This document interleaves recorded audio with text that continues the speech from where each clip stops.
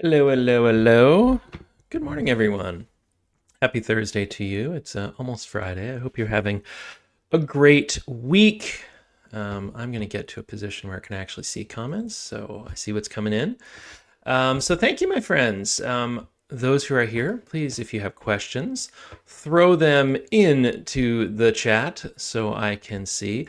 Really, I would love to have done this as an audio live back when LinkedIn did that a few months back, because it does seem easier to bring people up on stage and have conversations and answer a variety of questions. It's a little bit more of a, I don't know, it's a different format. Whereas now I have to do it all through comments and I'm the only one up here. And anyway, but I'm here for you today.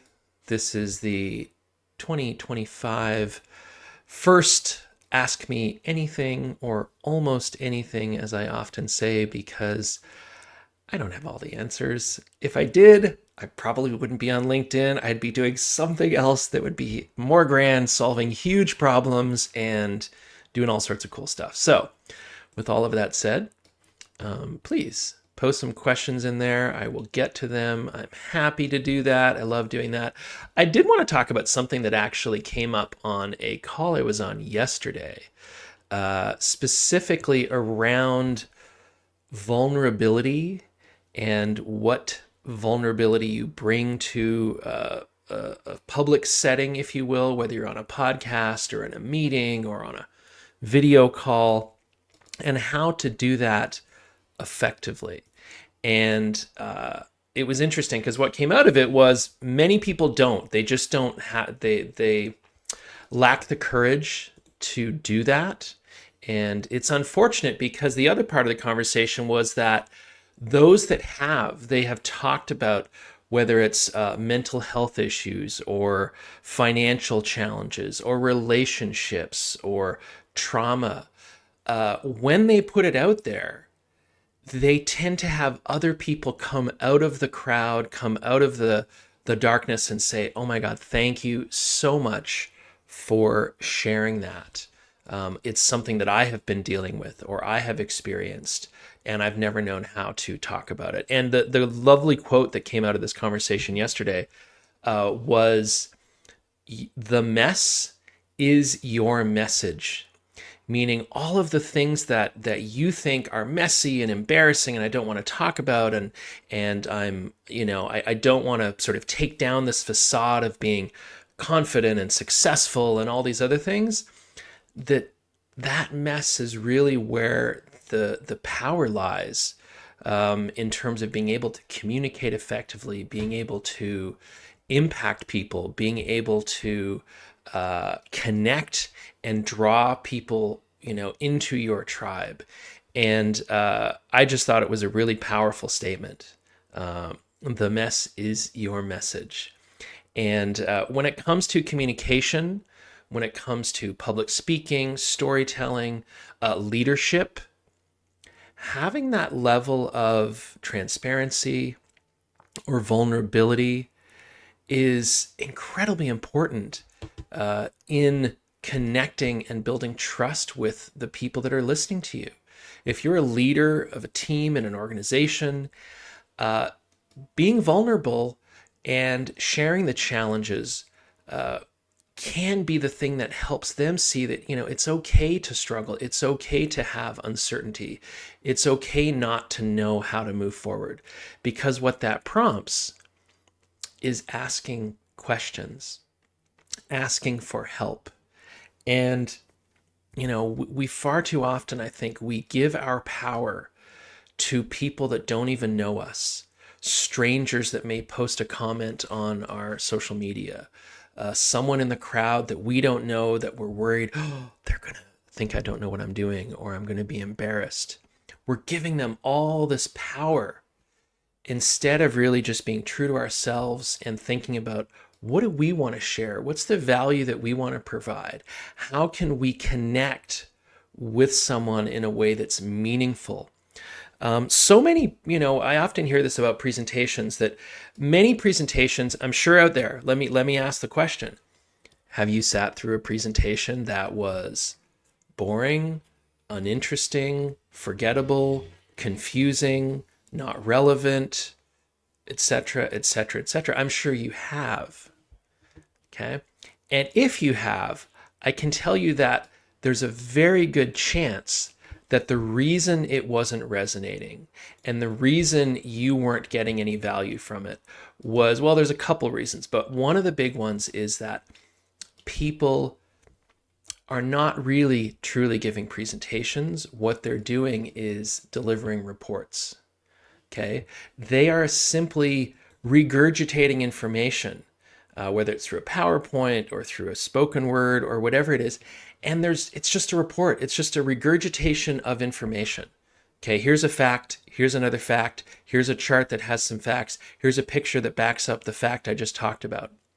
When really what people are hungry for is something emotional, something that connects with them in their heart, in their soul.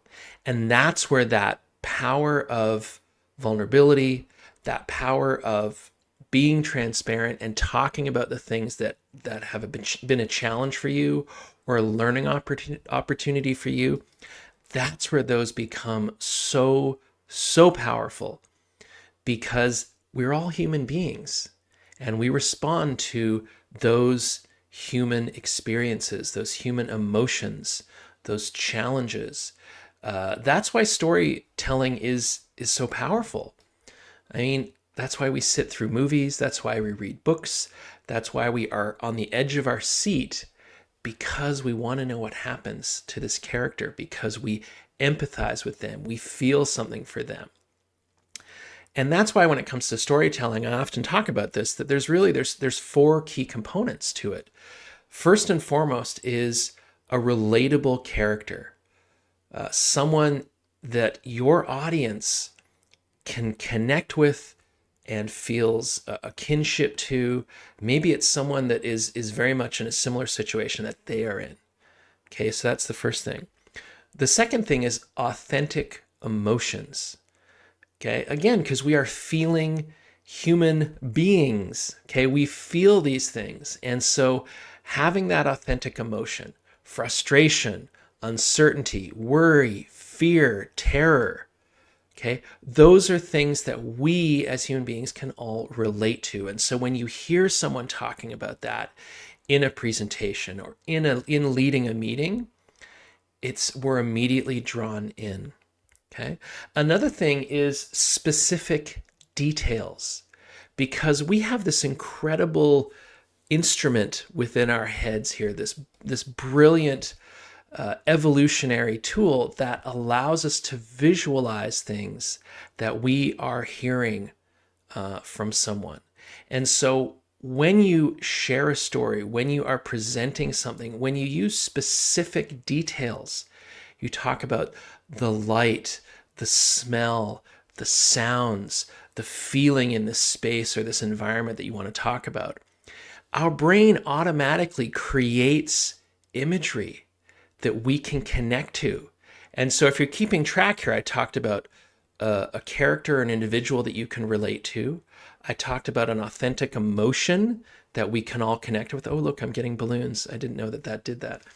And then third was specific details. Okay, so those are things we can all visualize. That's why sort of the cliche sort of opening, it was a dark and stormy night. Okay, that immediately creates an image in your head of what that means, and you are immediately pulled into that environment and that experience. And then the fourth thing is a specific moment in time. And so whenever you hear a story, whenever, think about the last time you're probably over the holidays, you're maybe sitting down with friends and relatives and family, and everyone's sharing stories. What happened that year? What's happening over this holiday? What did they do? Some experience. There's always a moment. Okay, think about a sporting event that someone's talking about. It's that moment when, the bat hit the ball and it's gone and people are running. That's a specific moment. And so when you're talking about creating engagement, creating something that's valuable for listeners, it's about those four things in the way you're telling that story. Is it a person or a character that people can relate to? Is there authentic emotions? Are there specific details being shared? And last but not least, is it a specific moment in time? Okay, that is what makes the difference. And that is what starts to create powerful communication that we can all connect to and relate to. And it's funny because we can all tell stories. We're human beings. We have all told stories and we know how to tell them intuitively. But something about putting it into a business setting, putting it into a context where you have a goal in mind potentially, whether it's inspiring someone to reach out to you after this conversation, or take away some valuable information, or change a behavior, complete a sale, buy your product, whatever it is, we suddenly freak out. Okay, we lose all that intuitive human quality that exists around storytelling. And it's unfortunate, but it makes sense. Okay, because we tend to have this, think about when you were hanging out with your family over the holidays, you're relaxed. Well, depending on your family dynamic, I will acknowledge that, but you tend to be relaxed. You're around people that care about you and you care about them. And hopefully there's a level of transparency and honesty there. And you're not really you're not curating your language. You're just feeling it. You're just rolling with it. And the challenge is when you get into a professional setting, you're in front of a meeting, you're leading a presentation, a pitch, whatever it is, we suddenly kind of clam up. And a lot of it comes down to the fact that we haven't really done a very good job of planning what we want to talk about, figuring out what it is we want to share in that. We might have the basics of, like, well, I'm going to tell you about this product or this service that I've got. I'm going to talk about the key points. I'm going to talk about the market. I'm going to talk about how we developed it. But it's all, like I said in the very beginning, there's a report component to it. There's a report element where it's just like regurgitation of information. Instead, we want to be thinking about it in terms of what is, first of all, who are the people I'm talking to? Where are they coming from? What's their level of knowledge about the topic that I'm going to be sharing? Okay. And then most importantly, what do they need to be gaining from this conversation? Are they looking for information? Are they looking to solve a problem that they have? Are they, whatever those things are. But the key is really understanding who are they? What's their level of understanding? And then where are they coming from? What do they need from my conversation? And then when I'm thinking about what I'm going to present and how I'm going to present it, I share it in a way that I am being very much empathetic. I am building a connection with my listener by understanding where they're coming from, what's their knowledge, and what do they need. Because if I go in there, and this is what is unfortunate, is a lot of times we go in there very selfishly with our goals in mind. I'm the knowledge keeper. I've got some great things I want to talk about. I have a goal at the end of selling you a product or convincing you to change your behavior, right? So what I'm essentially doing is I'm telling. Okay, I'm sort of verbally pointing. You should do this. You should do that. It's like a parent with a child. Okay, you should do this. You should do that because I'm the parent. I'm the authority. I know better. But when it comes to creating a great dynamic in a presentation or in a talk, it's about flipping it. It's about really looking at it with an empathetic eye. Where are they coming from? Okay, what do they need out of this? And then I tailor everything I'm going to say based on that. Okay, and there may be 20 or 30 or 50 or 100 things that I want to talk about.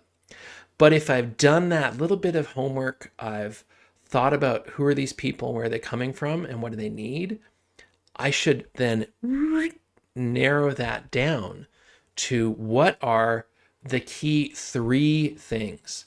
And I say 3 because there's been lots of studies out there about the human ability to retain information. And in most cases, 3 is the max. Oftentimes it can be 1, and that if you get someone to remember one key thing coming out of a presentation or a talk that you deliver, that's a win. That's a win. But 3 is kind of the max. And so oftentimes what I will do in any presentation is I will structure it with kind of 3 key pillars. that sort of hold up that overarching idea. Okay. And that's, imagine it's like pillar 1, pillar 2, pillar 3, and then my overarching idea above that. That is the key takeaway. And even though there may be 100 other things I want to talk about, if I've done that homework, I know that there's no point in sharing all those other things because it just overwhelms, it's confusing, and it's just a waste of time. And I run into this many times with clients who are pitching to an investor or they're pitching to a potential partner, and they're so excited about all the things they're doing with their product or their service or their organization, as they should be. But what often ends up happening is they feel like, well, I've got this 10-minute window or this 15-minute window to talk to this audience, and I want them to know everything I do because I'm so proud of it. The problem is that what you're going to do is confuse them, overwhelm them, bore them, and you're going to do exactly the opposite of what you want to do, which is connect, have them see the value that you can bring, the value in you or your idea, your product. And instead, what you want to be doing is really focusing down on what's important at this moment, at this time. I often talk about we have a goal at the end of your presentation or your talk or your pitch. And what I often talk about is think about what I refer to as your now goal versus your wow goal. Your wow goal could be, let's say I've got a product that's going to address a market that's going to solve this huge pain point for my customer. Okay, and so that's a wow goal. And through doing that, I'm going to transform the industry. And so this is your big mission-driven, rally behind goal. That's your wow goal. But what's your goal in this meeting, this particular meeting that you have? Okay, if your goal in this meeting is to get the person or the people you're talking to reach out to you after this presentation and set up a call, then you need to tailor your presentation and your pillars and your content for that goal. Okay, you can obviously reference your wow goal. That's important. People need to know where you're headed and why you're doing it. But you also need to be thinking about your now goal. Okay, what do I want to get out of this conversation right now? Okay, and so what we'll do then is we'll pare back the stuff that's going to be talked about, okay, in your pitch. Because remember, I talked about 3 things, right? And if you have 3 minutes or 5 minutes or maybe even 10 minutes, you still want to keep it brief, okay? A pitch is just that. It's enticing. There was a great article I read many years ago by Malcolm Gladwell, and he was talking about the fact that many times when we're delivering a presentation or a pitch or doing public speaking, we tend to immediately ask these perfect strangers in the audience that have taken time out of their day to listen to us, we ask them to join us for a meal, meaning that we just overload them with everything. And these are perfect strangers. Imagine walking up to someone on the street you don't know and saying, "Hey, let's go get dinner." Most cases, it's probably not going to be well received. And so he talked about, rather than essentially dumping everything on someone and essentially asking them to come to a meal, what you want to do is entice them with candy. Okay, give them something that is simple and easy and enticing, okay, that they then can enjoy, process, and go, this is interesting, this is tasty. I want to learn more about this person, this company, this topic, this opportunity. And that's where then they reach out of their own volition and say, "Hey, I saw your pitch at that meeting the other day. I really liked what you're doing. I think it's really interesting. Tell me more."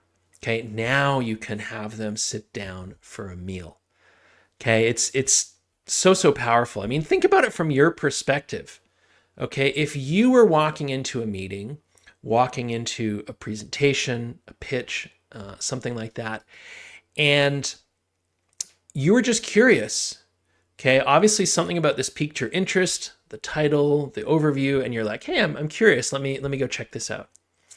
If they then proceeded to dump everything on you and confuse you and bore you and overwhelm you, Are you likely to follow up with that person? Are you likely to reach out and say, hey, I want to learn more because I'm so confused and overwhelmed. I want to learn more. No, probably not. But if you walk in and you're, curious about this topic and the person dropped 2, maybe 3 like powerful things on you that you went, wow, I'd never thought about it that way. Or, oh my God, this is like an incredible opportunity. I've never heard anyone talk about it in this way. They're going to follow up. Okay. I would follow up. And so always remember that. Okay. There's sort of the old adage when it comes, I come from a design background, and you always talk about like less is more. And it's very hard to simplify. That's why many people don't do it. That's why so many presentations are just overwhelming, because nobody's taken the time to think through how to be succinct, how to be focused. They haven't done the research to understand who they're talking to. And so that's why it just becomes a report. I'm going to tell you all these things. I'm going to point at them. It's like the stuff on my wall here. Every one of those things has a story. But if I just point to them and say, look at this and look at that and look at this license plate and look at this painting and look at this skateboard and look at this letter, maybe it's visually interesting, but it's not probably going to do much for you. There's not going to be a follow-up conversation. Whereas if I was to pick 1 or 2 things that I felt were the most relevant to the audience I'm speaking to, and then tell you a little story about each one, or tell you about how all 3 relate to a bigger passion or interest or something that I have, I guarantee there's going to be more potential for you to be interested. The other side of it is that we have to remember that part of this, we're always thinking about enticing and getting people to like you and like your idea and like your product and like what you're talking about. Well, the flip side of that is that you also want to have people self-segment. So if I, for example, talk about like the skateboard, and I talk about the poster around skateboarding, and I talk about something else skateboarding related, because that's what I'm interested in. That's the topic that I want to share. That's what I think the audience is going to be interested in. Well, there's probably going to be a few people in the audience that are like, I don't give a damn about skateboards. I don't skateboard. I don't know anything about that. I don't care. Well, that's great. That's fine, because there's going to be people in the audience that do, and those are the people I'm interested in. Okay, there's no point trying to like twist someone's arm to buy your product or be interested in what you're talking about if it's not their thing, and that's fine. Okay, I think we tend to get into this mindset that everyone has to like us. Everyone has to appreciate what we're doing. Everyone has to respect the hard work that went into this. No, not really. Okay, find your tribe, and you're more likely to find that tribe, a loyal tribe of people, that if you go deeper, you are a little bit more focused in what you're talking about, because that's where the interest lies. I'm going to pause for a sec, have a little sip of coffee here. So I'm not seeing any comments, so I'm just rolling through, and let me just check here. Go in here.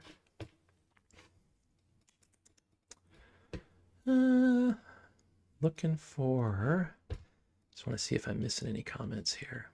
Nope. Okay. That's great. You know what? I keep rolling with this. I mean, this is fun. As a side note, I think everyone out there that's watching this, watching the replay, it's a good idea to do what I'm doing at some point, is get comfortable going live like I am, unscripted. I have no notes. I have a little notepad here. I was going to write some things down if I needed to take notes on questions and things, but I'm just freeforming it. Okay. None of this has been scripted. And it's a really valuable exercise to go through for a variety of reasons. First of all, a lot of people, this experience going live without a script, without a plan, is terrifying. Okay, it's absolutely terrifying. Again, I talked about we give power to all these people out there that we don't know. I mean, right now, I can't see anybody. I can see myself on the screen, but I can't see anybody out there. This isn't an event I'm in person and I'm seeing an audience. But yet we put so much pressure on ourselves and that anxiety and that fear and that uncertainty and that lack of confidence gets in the way. And so I encourage you, if you're out there and you've never done a live like this, please do one. Just, go for it. Because I guarantee you, every single one of you out there has deep, passionate knowledge about something. It may not be your work. It may be a hobby. It may be a sport. It may be something from your childhood. It may be something. You all have something there you can talk about. And so go live and start talking about it. And you know what? Like I said earlier, you're going to have a few people on there go, what's this dude talking about? I don't care about this. Check, they're out. Fine. But you're also going to have people that go, oh my God, you're speaking my language. I absolutely know what you mean. I remember that when I was a kid, or I remember that when I was in college. And that's what that connection is about. So go live, my friends. Go live. It's powerful. It's powerful. So I'm looking at my time here. I've got about 4 minutes left. I know no one's keeping the schedule here. It's all about me because I'm going live. So trying to think if there's anything else I want to cover. I wasn't going to get into this, but I think it's important just to acknowledge, because there's a lot going on. Sorry, we're segueing here. What's going on in California right now, in Los Angeles specifically, the fires. It's crazy. It's insane. It's I have a number of friends that live in that area. I've already reached out to them to see what's going on. Unfortunately, I did find out a friend of mine from college, they lost their home. It's gone. It's gone. I can't even begin to imagine what that's like. But it's made me very grateful for my family and my home and being safe. And it really puts things in perspective when you see that. And so, my heart goes out to people in California. Ironically, we were there in November, and I went to college in Pasadena. And so I'm very familiar with that area and a lot of the landmarks and neighborhoods. And in late November, we went there. My family and I, we drove around. We were in Pasadena. We were in Altadena. We were in Hollywood. We were all over the place. And we were visiting some friends as well. And it's crazy to think here we are a month later, and like a huge chunk of those areas, those neighborhoods, those homes are gone. And anyway, so I didn't want to end on a downer necessarily, but I just thought I had to acknowledge that. And so if you're seeing this and you're in those areas, no words can explain or capture it. I'm so sorry for what you're going through. And for anyone out there who wants to help, there are a variety of ways you can do that. Let me see if I've still got it. I just posted something about it. Where did it go? Here it is. See, this is alive where, there's maybe some dead space. There's some dead time. Here it is. Let's see. I don't know if that'll be seen on this camera. Oops. Just hold that up there for a sec. Anyway, screenshot that. But yeah, there's lots of opportunities to help, and there's so much need out there. So anyway, I didn't want to go down on that and have it be a negative, but had to be acknowledged. So all of that's to say, be very grateful for what you have. Be grateful for the people around you, the roof over your head. I know life has those moments that throughout the day that are trying and challenging. But remember, as long as you have your health, you have people around you that you love and they care about you, you are rich beyond words. And all that's to say, it's 11 o'clock right now, so I've hit my half hour that I was going to have. Didn't get any questions? No worries. No worries, my friends. That's what it's all about, going live. Sometimes you get questions, sometimes you don't. I had fun. I hope if you're watching the replay, you got some value out of this.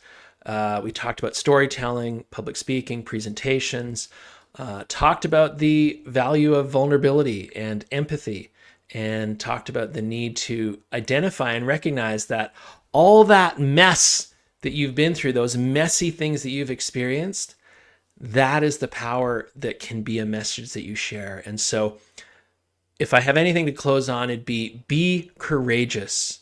Okay, get up in front of that room, get on that live call, get on that video call, get up on stage, and be courageous. Share the mess that is your message, because there's going to be someone, probably a group of people that are listening, that are going to thank you for it. They're going to thank you for being vulnerable, for being courageous, for sharing something that was hard. Okay, big shout out to the Iron Tribe. We meet every Wednesday, and I have met some incredible people that have exhibited what I was just talking about on the daily. Okay, being courageous, sharing those moments, sharing that pain, sharing those challenges, and we're all growing and being stronger and better because of it. So with that, my friends, I will say have a wonderful rest of your day. I hope you have a great weekend. If you are watching the replay and you have questions or comments, please drop them in. This is streamed out to LinkedIn as well as YouTube. So I just want to help. I'm so passionate about activating your ability to communicate, activating that superpower that we all have within us, and helping you gain the confidence to inspire action every single time you speak. Okay, we don't want to waste those moments. You want to take advantage of them and communicate something powerful and meaningful that can move us forward. All right, my friends, with that, I will say cheers, have a wonderful weekend, and thanks for tuning in.